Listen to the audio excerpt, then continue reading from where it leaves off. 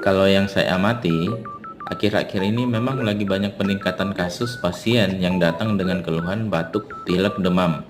Nah, saya tidak tahu apakah ini hanya influenza biasa atau bahkan COVID-19 varian terbaru yang seperti yang diberitakan di media-media sosial itu. Karena kan kita sudah tidak rutin lagi melakukan pemeriksaan swab PCR seperti yang dulu waktu pandemi. Cuma buat saya yang paling penting adalah perlindungan kepada diri sendiri dan orang lain. Misalnya apa?